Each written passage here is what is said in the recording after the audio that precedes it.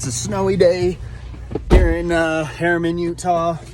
And today I kind of just wanted to talk about first time home buying.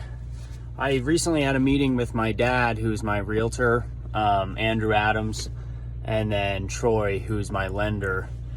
And we got a lot to talking about, you know, my experiences from being a first time home buyer. I bought my home almost 3 years ago in April for $211,000.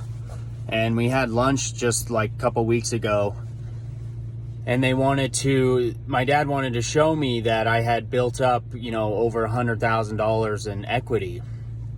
And that really got me to thinking, these last 3 years, one of the biggest benefits I've seen from owning this home is the security from knowing I have equity in the home. And even I looked on Zillow, top floor, since mine's a top floor, are going for more right now. So mine's going for about $360,000 on Zillow from what I saw. And I bought it for $211,000. And I probably only owe about $200,000 on my loan actually now. So if you do the math there, I mean, that's over 150 grand in equity. So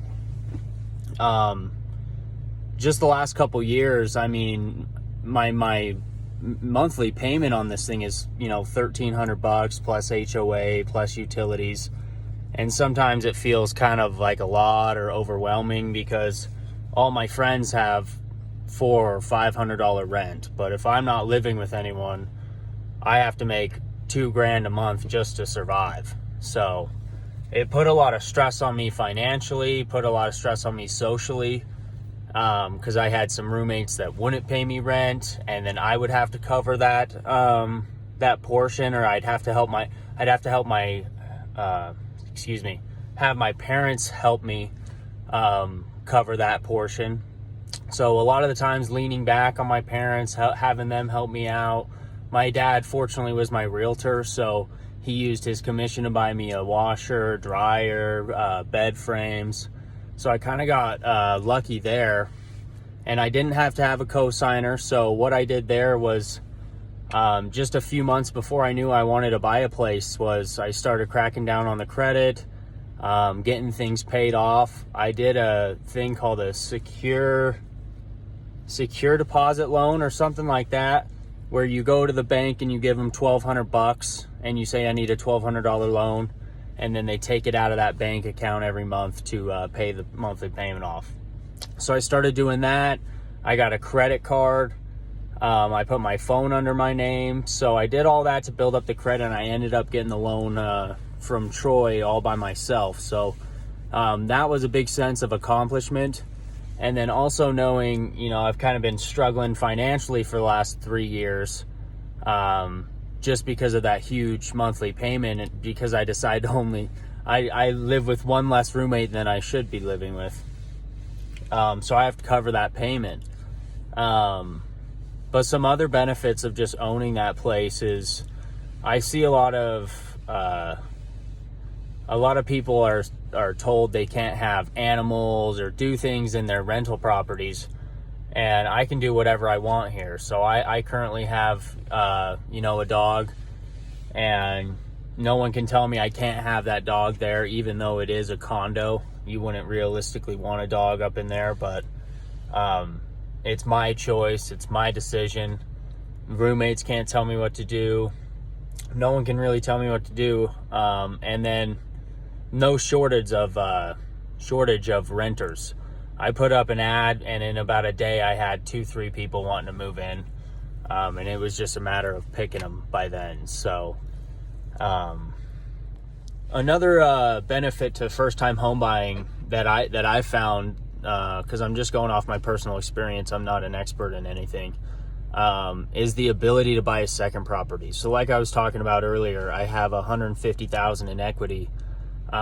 Sometimes I could either refinance and pull some of that out in case I get in an emergency. So it's a great security blanket, even though, you know, day to day you might be struggling, you know, you got $150,000 just, you know, waiting to be pulled out. So And then to buy a second property, I've estimated to buy the property I'd want next, I would need about $21,000, and that's very doable to even save up and still live where I'm living, to either rent out that property and move into a new one, or I could cash out with the $150,000, take $21,000 of that and put it down and walk away with the rest. So either way, it turns into a good situation for me. So that's what I really urge people to do is if you're in making money. I was in a job back, I bought this place when I was 19, 20 years old, and had a job where I was way overpaid. I was making too much money.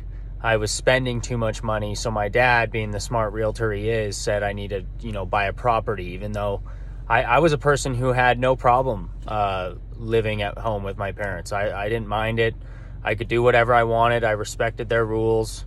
I mean, I really had no shame in it. So I was planning on staying there as long as I could. But I just happened to get that good opportunity to make a lot of money back then. And so I saved up that. It only cost me about $10,000 after closing costs. And I think a lot of people could save up that $10,000, turn it into $150,000 in that 3 years. So that's what I really urge, people who are looking to buy a home and are a first-time home buyer. There's some great options out there. 3% is what I put down, I'm pretty sure. And so it's very doable, very easy to fix my credit. Not that it was bad, I just didn't have enough on my credit. And that's a problem with a lot of first-time home buyers as well, is they don't have enough to show on their credit report. So just get on top of that and save up the money and buy a place, even though the monthly payment may be scary. The new roommates may be scary. Living with random people may be scary. But it all works out because it's kind of like working for yourself. So instead of having someone tell you what to do and when rent is due. So yeah. I think the smartest thing that I did was start out small with a condo. A lot of people I talk to, they're like, oh, it's a condo. I mean, only one floor. You live there with dogs. Seems a little small. A lot of people want to jump straight to the townhome or the home. I think the townhome's a good option, but that's the $21,000 I was talking about. So, I feel like that's a harder first step to save up that much money, especially if you don't have the equity that I would have in the condo. So I think, keeping your limitations and your responsibilities to match, a condo size is another smart thing to do. Because, I only had to save up so little to make so much already. And then it gives me the ability to now go buy a townhome or a home.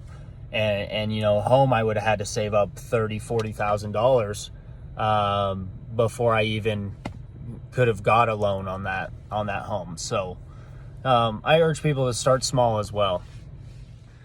So I hope some of that information is able to help somebody out there, dealing with the same problem, maybe flirting with the idea of buying their first home.